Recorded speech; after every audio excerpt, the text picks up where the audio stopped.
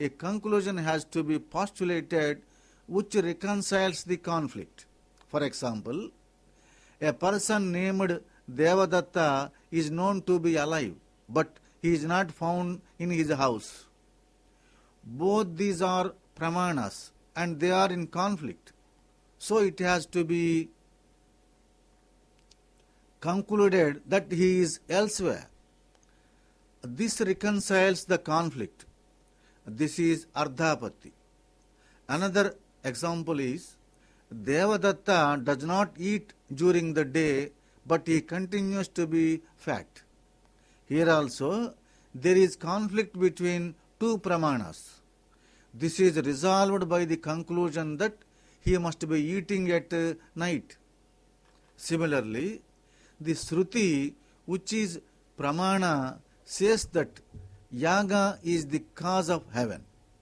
But we see that heaven is not attained immediately on the completion of the yaga.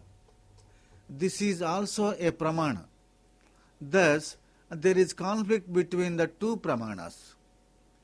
To resolve this conflict, Apurva has been postulated by Ardhapatti. Sri Shankara Bhagavatpada has said repeatedly that the Shastra gives knowledge alone and cannot modify facts. Shastram Jnapakam Nakarakam. The opponent now asks, in the case of nacre silver, it is true that knowledge of the nacre alone is necessary for removal of the illusory silver. But has Vedanta proved that knowledge by itself leads to removal of bondage and that knowledge does not depend on anything else for this purpose? This question has been answered later in the Bhashya on Brahma Sutra 3.4.25 and 3.4.26. There it has been said that for knowledge to arise, karma, etc. are necessary. But once knowledge has arisen, it does not need the help of anything else for removing bondage. In Bhagavad Gita, also it has been said in chapter 6 that karma is necessary for a person to become yoga rudha. But thereafter, karma is not necessary but only the pursuit of knowledge. Some contend that even without establishing superimposition, the study of the Shastra can be proceeded with. This is rejected untenable. The following objection is raised. When you say that if bondage is real, it cannot be removed by knowledge, what is the nature of the reality that you are speaking of? Is it Vyavaharika or Paramarthika? The answer to this objection is that it is not correct to divide reality into two categories. Reality is only one. Only Mithya can be divided into two categories, namely Vyavaharika or empirical and Pratibhasika or illusory. So the question raised is without any basis. The next objection is, you say that there is superimposition of avidya on the Atma. Is this superimposition on the Paramatma or on the Jivatma? The former is impossible, since Paramatma is pure consciousness. To say that there is superimposition of avidya on Paramatma would be like saying that there is darkness in the sun. If you say that there is superimposition of avidya on the Jivatma, that is also not tenable, because according to you, the Jivatma is the same as Paramatma. Moreover, Jivatma is consciousness with the superimposition of avidya. How can there be a superimposition of avidya on such Jivatma? The Advaitins' answer to this objection is, this is not a proper question at all, since it goes against the theory of the Nayyayika himself. To take an example, a man with a stick is called a dandi. All men in the world can be divided into two categories, those with a stick and those without a stick. There is no other category. Who is the person for whom connection with a stick arose? Clearly, not the person without a stick. If you say that connection with a stick arose for the dandi, it will mean that he was a dandi even before he had the stick. So the correct answer is that the connection with the stick arose for a man and not for a dandi or an adandi. Similarly, superimposition of avidya is for the pure consciousness. Another example can be given. A man sees smoke on a mountain and infers that there is fire on the mountain. Any fire falls into one of two categories, mountain fire and non-mountain fire.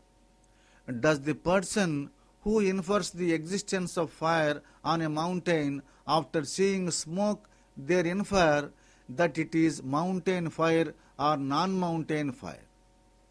It cannot obviously be non-mountain fire. If he says that it is mountain fire, what is the basis for this inference? The inference is based on his experience that when there is smoke in the kitchen, there is fire there. But that is non-mountain fire. On the basis of this experience, how can he infer the existence of mountain fire? So it could be said that there is the defect of non-existence in the example, kitchen, of the thing to be proved mountain fire. This is answered by saying that what is inferred is just fire without any qualification such as kitchen fire, mountain fire, etc. Similarly, what we say is that the superimposition is on consciousness as such, without any qualification. By association with avidya, pure consciousness becomes threefold, namely pure consciousness, Ishvara and Jiva. According to the reflection theory, Pratibimba-vada, there are Ishvara who is the Bimba, Jiva who is the Pratibimba, and pure consciousness which pervades both of them. Superimposition is the effect of avidya. This superimposition is for the reflection in avidya, namely jiva, and not for the other two. To take an example, there is a pot with water in it.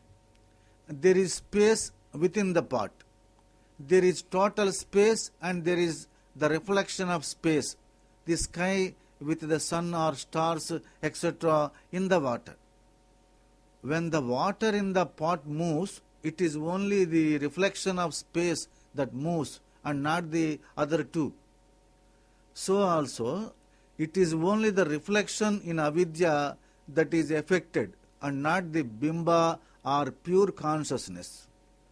According to the author of Praktartha Vivarana, both Ishvara and Jiva are reflections. The distinction is caused by the reflecting medium. The medium is Maya for Ishvara and Avidya for the Jiva.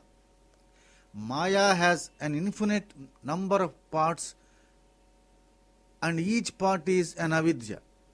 This Avidya has two powers, wheeling power and projecting power. It is called avidya because it is destroyed by vidya. He follows the theory of multiple jivas as distinguished from that of a single jiva. When a person attains self-knowledge, the avidya in his mind is destroyed and he becomes pure consciousness. Ishvara is the indwelling self and the inner controller for all jivas. Once a person becomes liberated, he no longer experiences bondage through the world continues to exist, just as a blind man does not experience the world through the power of vision. In the Shruti statement, which says that Maya is destroyed in its entirety for the liberated person, Bhuyaschante Vishyamaya Nivrittihi. Maya means avidya pertaining to that person alone according to Praktarata Kara. When a particular jiva attains Videha Mukti, the avidya samskara in his inner organ is destroyed. In this way, the parts of Maya known as avidya get destroyed when the persons to whom those avidyas pertain attain Videha Mukti. The question arises whether in this manner, when all jivas get Videha Mukti, Maya will cease to exist. According to Praktarataka, this cannot happen because the parts of Maya called avidya are infinite in number and so they can never be exhausted. This view is contradictory to those of other commentators who hold that a time will come when all the jivas are liberated and Maya ceases to exist.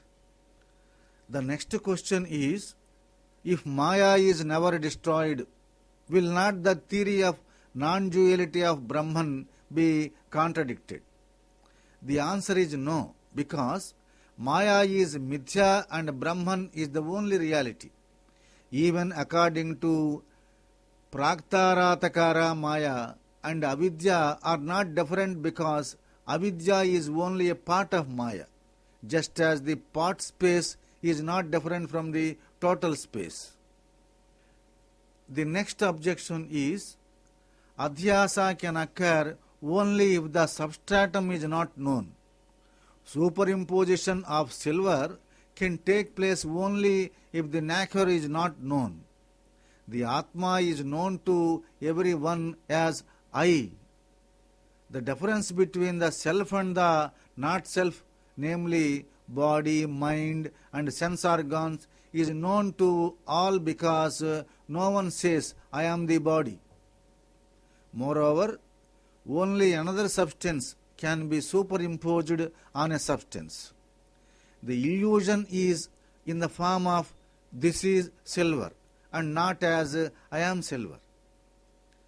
The seen cannot be superimposed on the seer or vice versa. The Atma being the seer, nothing can be superimposed on it. Moreover, there has to be some similarity between the substratum and the superimposed object. One mistakes nacre for silver because they are similar in that they are both bright. No one mistakes nacre for an elephant. Atma and Anatma are totally contradictory like light and darkness.